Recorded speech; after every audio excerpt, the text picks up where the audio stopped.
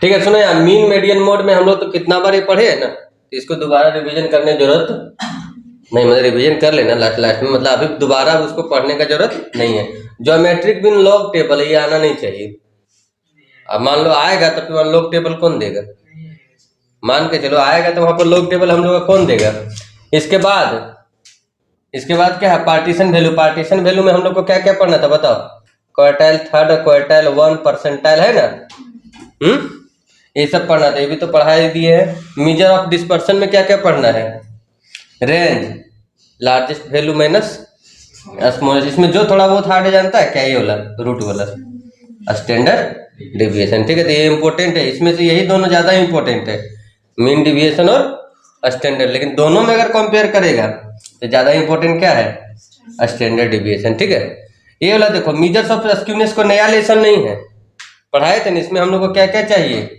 अगर हम लोग मीन मीडियन मोड पढ़े हैं और स्टैंडर्ड मीन मीडियन मोड पढ़े हैं तो समझो ये बन जाएगा, इसमें कोई नया फॉर्मूला नहीं था। ठीक है, ये वाला हम पढ़ाए नहीं है क्योंकि इतना इजी है, लेकिन अगर तुम लोग अपने भी बनाएगा तो एग्जाम्पल बना सकता है बुक का एक ठो। उसके बाद देखो, प्रोबेबिलिटी पहले भी पढ़ा है तुम लोग, राजा रानी निकालने वाला ने। ये पहले कौन में था हम लोग का? इसमें था एक मैथ था ना, हम लोग मैथ कंप्यूटेशनल, उसमें तुम लोग पढ़ा है, वही ला दोबारा तुम रिवीजन कर लेना। कोरिलेशन तो हाल फिलहाल में पढ़ाए हैं। फिर उसके बाद रिग्रेशन एनालिसिस, रिग्रेशन भी हाल फिलहाल में भी शायद क्लास लिए थे ये वाला। उसके बाद हम लोग का नेक्स्ट क्या है? इंडेक्स नंबर में जानता है फीसर सब वाला इंपॉर्टेंट है ज्यादा, जो नाम वाला नहीं था वो सब ज्यादा इंपॉर्टेंट। ठीक है, टाइम सीरीज तो भी हाल फिलहाल में, इसमें list square method, list square method, ठीक है, ये ज्यादा इंपॉर्टेंट है लॉन्ग टाइप के लिए। एक तो 4 years moving method, 4 years moving average method, है ना, ये ज्यादा मतलब लॉन्ग टाइप में अगर आएगा तो हमको लगता है ये दोनों आ सकता है, लिस्ट स्क्वायर मेथड और 4 इयर्स।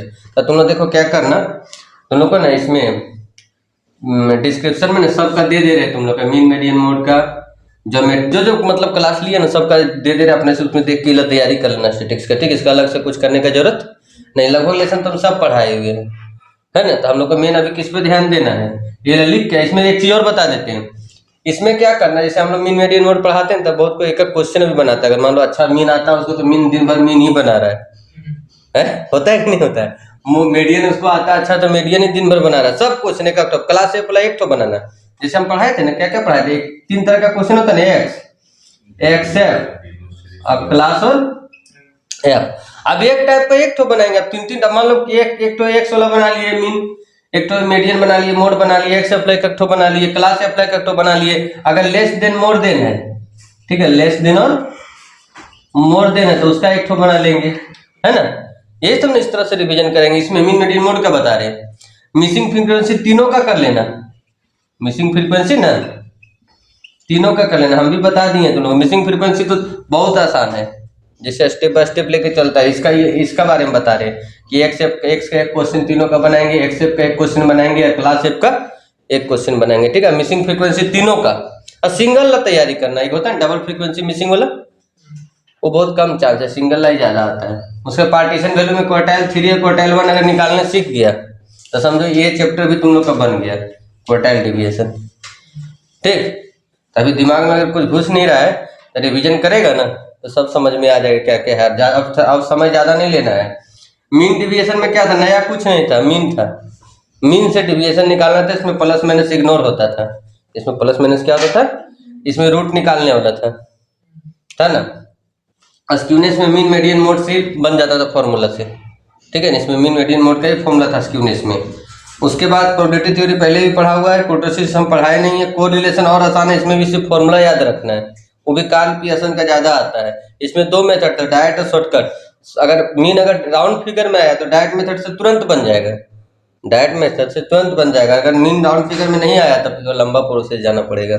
ये आएगा तो इसमें बहुत समय लगेगा, आधा घंटा भी लग सकता है बनाने में।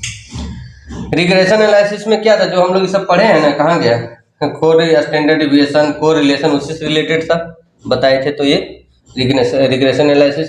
इंडेक्स नंबर में क्या था, P1, करंट ईयर को P1 मानना है, प्रीवियस ईयर को क्या प्राइस को P0 मानना है, करंट ईयर का क्वांटिटी को Q0 मानना है, प्रीवियस ईयर को Q0 और करंट ईयर का क्या मानना है Q1। अब तुम लोग Q ऐसे लिखता है तो ऐसे लिखना, ठीक।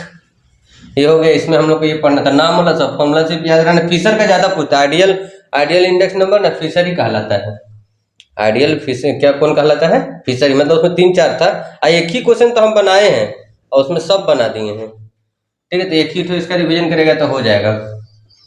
लिस्ट मेथड में क्या था, सिंपल था, इसमें इवन नंबर और ओड नंबर, ये सब पूरा का एक साथ हम कर देंगे, ठीक है। नीचे में जो जो मन करेगा एक एक करके रिवीजन करते जाना अपने घर में बैठ के। और सब एक एक क्वेश्चन बनाना तभी रिवीजन होगा। एक टाइप का एक सब बनाने लगे अच्छा लगेगा तो बहुत समय लगेगा, तो एग्जाम पार हो जाएगा, ठीक है। तो इतना लिख लो, इसका टैक्स का बता रहे हैं। तो देखो यार इनकम टैक्स में देखो इससे थ्योरी आएगा, तुम कर लेना अच्छा से, ठीक। इनकम टैक्स का ये तो हम दे ही दिए हैं तुम लोग को, थ्योरी भेजे थे ना ग्रुप में भी, ठीक है। यूट्यूब पर भी डाला हुआ है, सुनो यार इंपॉर्टेंट डिफिनेशन इसमें तुम लोग, इसमें इंट्रोडक्शन में इनकम टैक्स क्या होता है, इनकम टैक्स क्यों लगाया जाता है, इनकम टैक्स का मेरिट डिमेरिट सब इसमें पढ़ना है।